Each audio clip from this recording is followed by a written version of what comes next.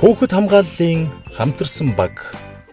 Төрийн анхан шатны нэг жуулах хороо баг суманд хүүхдийг хүчирхийлэл өртгөөс урьдчилан сэргийлэх, хүчирхийлэл өртсөн үед хамгааллын үйлчилгээ үзүүлэх зорилго бүхий хамтарсан баг ажилдаг.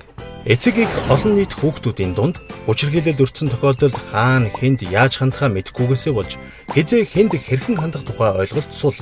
Мэдээлэл байхгүйгээс шалтгаалan таарч тохирсон үйлчилгээгээ тэр бүр авч чаддаггүй.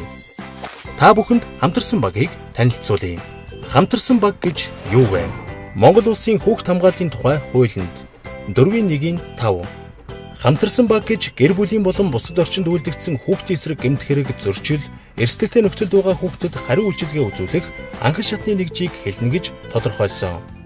Хороо сум багийн түвшинд ажиллаж байгаа хамтарсан багийн бүрэлдэхүүнд засаг дарга, хамтарсан багийн ахлагч, сум хорооны нийгмийн ажилтан, багийн гишүүн, кейс менежер, хорооны хэсгийн байцаагч, өрх багийн эмч, эсвэл эрүүл мэндийн нийгмийн ажилтан, хамрал сургах тойргийн сургуулийн нийгмийн ажилтан, шаардлагатай тохиолдолд тухайн хүүхдэд тулгарсан асуудал хэрэгцээ шаардлагаас нь хамааран тусгай мэргэжлийн хүмүүс нэмэгдэж ордог.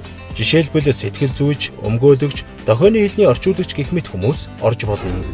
Хамтарсан баг нь хүүхдийн эсрэг хүчирхийлэл болон гэр бүлийн хүчирхийлэлд өртгөөс урьдчилан сэргийлэх, хэрвээ хүчирхийлэл дарамтад орсон бол илрүүлэх, шуурхай таслан зогсоох, хүчирхийлэлд өртсөн хүүхэд гэр бүлд хүүхэд хамгааллын хариу үйлчилгээ үзүүлэх үүрэгтэй. Хүүхэд хамгаалал гэж юу вэ? Хүүхэд хамгааллын тухай хуулийн 5.1-д зааснаар эцэг их гэр бүлийн гишүүд, асран хамгаалагч, харгалзан дэмжигч нь хүүхэдтэй холбоотой эрх үүргээ урвуулан ашиглах, хүүхдийг үл хайхрах, дарамт, хүчирхийлэл, мужилгийн бүх хэлбэр, аливаа гэмт хэрэг зөрчлөөс хамгаалах арга хэмжээг авна. Төгөлдөр 9 настай. Ээж 2 дүүгийн хамт амьдардаг.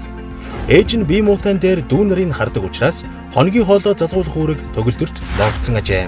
Заримдаа тэр наран туул зах дээр тэрэг дүрж хүмүүсийн ачааг зөөдөг. Энэ бол Барса саяхан 7 нас хүрсэн.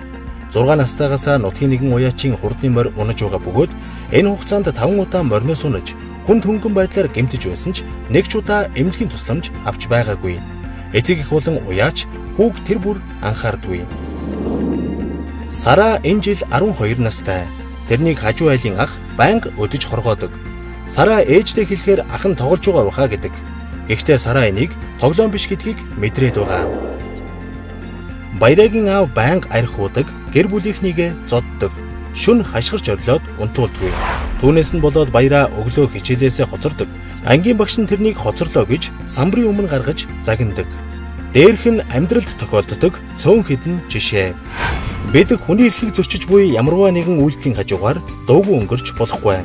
Хүүхдийн эрхийн тухай хуулийн 18.1-д зааснаар иргэд хүүхдийн эрхийн эсрэг гэмт хэрэг зөрчлийн талаар эрх бүхий байгууллага албан тушаалтанд мэдээлэх үүргийг хүлээсэн. Мэдээлэл авах, үйлчлэх эрх бүхий албан тушаалт нь хамтарсан багийн гишүүд.